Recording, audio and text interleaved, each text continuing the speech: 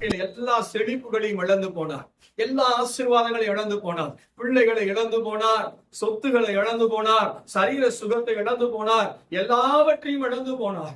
ஆனால் அந்த யோபு மீண்டுமாய் அந்த செழிப்பை, அந்த ஆசீர்வாதத்தை, அந்த நன்மையை அவர் பெற்றுக் கொள்வதற்கு 3 காரணம் இருக்கு. நிறைய காரணங்கள் அதுல உண்டு. அதுல 3 காரணம் மேஜரா இருக்குது. முதலாவது காரணம் என்னன்னா, யோபு 42வது அதிகாரம் 2ல இருந்து 6 வசனங்களை நம்ம வாசிக்கும் போது ஒரு காரியத்தை கண்டுபிடிக்க முடியும். அந்த இடத்துல யோபு தன்னை தாழ்த்துகிறதை பார்க்க முடியும். யோபு தன்னை தாழ்த்துகிறான். 6வது வசனம் சொல்றான், ஆகையால் நான் என்னை அருவருத்து தூளிலும் சாம்பலிலும் இருந்து மனஸ்தாபப்படுகிறேன்னு சொல்லுகிறான். தன்னை தானே தாழ்த்துகிறான். வேதம் சொல்லுகிறது, தன்னை தாழ்த்துகிற எவனும் என்ன செய்யப்படுவான்? உயர்த்தப்படுவான். ஆமே. அப்ப அவன் என்ன செய்கிறான்? தன்னை தாழ்த்துகிறான். அப்ப நம்முடைய வாழ்க்கையில செழிப்பு வேண்டுமானால் நம்ம என்ன செய்ய வேண்டும்? நாம் இழந்த நன்மைகளை திரும்ப பெற்றுக் கொள்வதற்கு, இழந்த ஆசீர்வாதங்களை திரும்ப பெற்றுக் கொள்வதற்கு, இழந்த மேன்மைகளை, செழிப்பை பெற்றுக் கொள்வதற்கு நாம் முதலாவது நம்மை தாழ்த்த வேண்டியவர்களா இருக்கிறோம். ஆமே. 2வது காரியம், அதே யோபு என்ன செய்கிறார்? 7வது வசனத்துல அவர் பாத்தீங்கன்னா பாருங்க, ஆண்டவரே இந்த யோபுவை குறித்து சாட்சி சொல்லுகிறார். என்ன சொல்லுகிறார்? என் தாசனாகிய யோபு பேசினது போல் நீங்கள் என்னை குறித்து நிதானமாய் பேசவில்லை.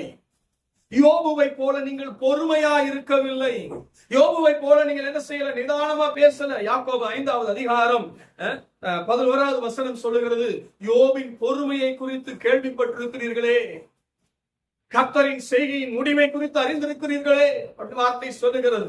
அப்போ யோபு 2வது காரியம், அவருடைய வாழ்க்கையில இழந்த நன்மையை, இழந்த ஆசீர்வாதங்களை அவர் திரும்ப பெற்றுக் கொண்டதற்கு என்ன காரணம் அப்படின்னா, யோபுவின் வாழ்க்கையில் காணப்பட்ட நிதானம் அல்லது பொறுமை. கர்த்தருக்காக பொறுமையோடு காத்திருந்தேன், அவர் என்னிடமாய் சாய்ந்து என் கூப்பிடுதலின் சத்தத்தை கேட்டார். ஆமென் சொல்லுங்க. அல்லேலூயா.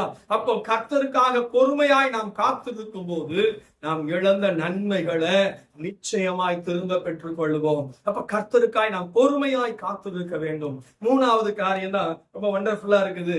3வது காரியம் பாருங்க, ஆண்டவர் சொல்றாரு, நீங்க என்னுடைய தாசனாகிய யோபுவை என்னென்னமோ பயங்கரமா பேசிட்டீங்க, ஆனா அவங்கிட்ட போய் நீங்க என்ன செய்யுங்க?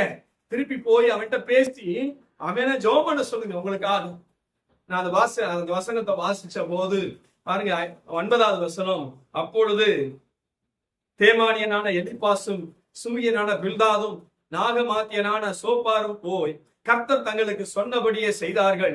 அப்பொழுது கர்த்தர் யோபின் முகத்தை பார்த்தார்.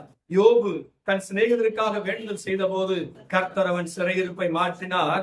யோபுக்கு முன்னிருந்த எல்லாவற்றை பார்க்கலும் 2 கர்த்தர் அவனுக்கு தந்தருளினார். யோபுவின் முன்னிலைமையை பார்க்கலும் பின்னிலைமை 2 மடங்காய் ஆசீர்வதிக்கப்பட்டது. முன்னிலைமையில் இருந்த செழிப்பை காட்டிலும் பின்னிலைமையில 2 மடங்கான செழிப்பு அவருடைய வாழ்க்கையில வந்தது. எப்படி யோபு உங்களுக்கு வந்துச்சுன்னு சொன்னா, அவர் யோபு சொல்லுவாரு, நான் என்ன செஞ்சேன்? என்ன துரோகமாய் பேசினவர்கள், என்னை அவதூறாய் பேசினவர்கள் எல்லாரையும் நான் என்ன செஞ்சேன்? இயேசுவின் நாமத்தால மன்னிச்சுட்டேன்னு சொன்னார். ஆமே. அவர் மன்னிச்சாரு. மன்னித்த அவர் ஆசீர்வதிக்கப்பட்டார், உயர்த்தப்பட்டார். அல்லேலூயா.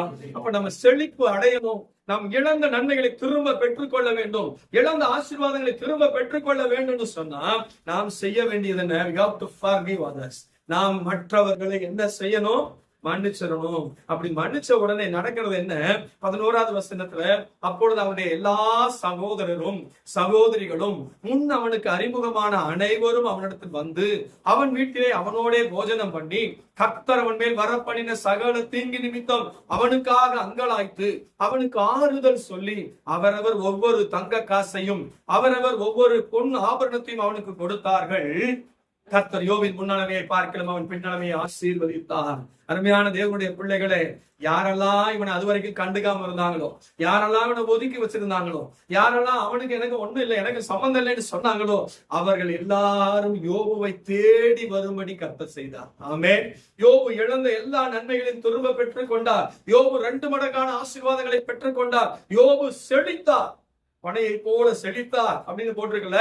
அதை போல யோபுடைய வாழ்க்கை ஆசீர்வதிக்கப்பட்டது. ஹவ் அப்படின்னு கேட்டா யோபு சொல்லுவாரு, நான் கர்த்தருக்கு முன்னாடி தாழ்மையா இருந்தேன். அடுத்த 2வது காரியத்தை சொல்லுவாரு, நான் கர்த்தருக்காக பொறுமையோடு காத்திருந்தேன்.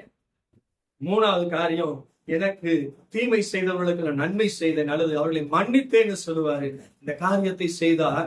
யோபுவின் வாழ்க்கையில கர்த்தர் தீமைகளை எல்லாம் நன்மையாய் மாற்றினார். அவன் இழந்த ஆசீர்வாதங்களை எல்லாம் திரும்ப கொடுத்தான். எல்லாவற்றையும் கொடுத்து அவன் முன்னிலைமையிலும் பின்னிலைமை ஆசீர்வதிக்கப்பட்டது. அருமையான தேவனுடைய பிள்ளைகளே, இந்த வார்த்தையை கேட்கிற நீங்கள் எந்த நிலையில இருந்தாலும் சரி, எந்த சூழ்நிலையில் இருந்தாலும் சரி, கர்த்தர் உங்களுடைய முன்னிலைமையை காட்டிலும் பின்னிலைமையை பெரிதாய் ஆசீர்வதித்து மேன்மைப்படுத்த உண்மை உள்ளவராய் இருக்கிறார். அவர் வல்லமை உள்ளவராய் இருக்கிறார். நாம் செய்ய வேண்டியது ஒன்னே ஒன்றுதான், கர்த்தர் முன்னாடி தாழ்மையா இருக்கணும், கர்த்தர்கிட்ட பொறுமையா இருக்கணும். அவர் எனக்காக அற்புதங்களை செய்யும் வரைக்கும் I have to wait அப்படின்னு சொல்லி நான் கர்த்தருடைய சமூகத்திலே காத்திருக்க வேண்டும்.